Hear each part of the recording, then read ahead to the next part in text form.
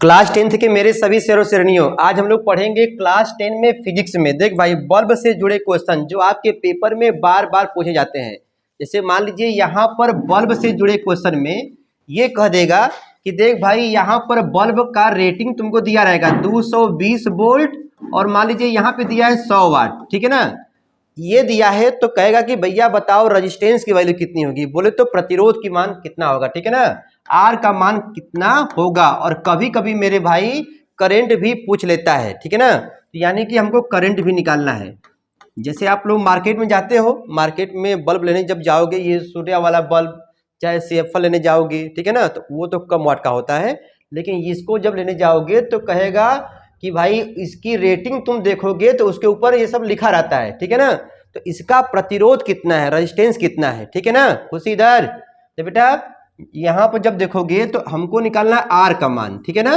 तो are equal to, एक बात दिमाग में फिट कर लो और हम, ठीक है ना, कि कोई भी क्वेश्चन मेरे भाई आता है तो आर का मान जब निकालना होगा तो V² P, ये वाला फार्मूला इसी पर ये जमता है, ठीक है ना। इस पर इसको फिट कर देना। सर जी इसको क्यों, देखिए, और ये कहाँ से आया, ये कहाँ से पैदा हुआ है, क्योंकि हम जानते हैं P इक्वल टू VI भी होता है, P इक्वल टू I²R भी होता है और P इक्वल टू V²/R भी होता है, ठीक है मेरे भाई। देखो तो इसी से ये कहानी यहाँ पर आया हुआ है, ठीक है ना। R को यहाँ पर लिया गया, P को यहाँ पे किया गया है, तो इस बात को जानते रहो, ठीक है ना। अब देखिए, तो अब R का मान क्या होगा रवि बताओ। V² लिखा है, V मतलब वोल्ट वाला, ठीक है ना। तो वोल्ट कितना है 220, तो यहाँ पे लिखोगे 220 का होल स्क्वायर, ठीक है। और P माने होता है पावर, पावर बोले तो वाट लगा देंगे, कहते हैं वाट लगा देंगे तुम्हारा, ठीक है ना। तो वाट ये हो गया 100 वाट का। अब इसको सॉल्व करना है, तो बच्चा जानता है कि भैया ये स्क्वायर में है, क्या होगा बताओ 220 इंटू 220, ठीक है।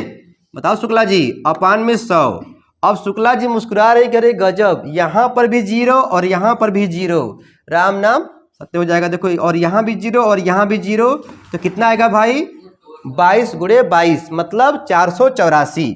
अब शुक्ला जी बताएंगे कि भैया 484 आया है आर का मान, आर का मान किस में आएगा, मात्रक क्या होगा, यूनिट क्या होगा, बताओ, कमेंट करना जिनको आ रहा है, बताओ भाई। ओम, बच्चा कह रहा है ओम, एक बोल रहा हम नहीं आए थे, ठीक है ना। प्रतिरोध का मात्रक क्या होता है, ओम होता है। अच्छा, मुझे करंट निकालना है। देख भाई, करंट का जब मान निकालना होगा तो I इक्वल टू क्या होता है V/R। बच्चा मार डरेगा, सर जी मार फार्मूला हम कैसे याद करेंगे। अरे मारे बहुत मार करे नालायक, तुमने नहीं पढ़ा है ओम का नियम कि V/I इक्वल टू क्या होता है, R होता है ना। तो यही इसी फार्मूले को आगे पीछे किया गया है, ठीक है ना। R नीचे आ गया, I उधर चला गया, ठीक है, टेंशन लेना नहीं है।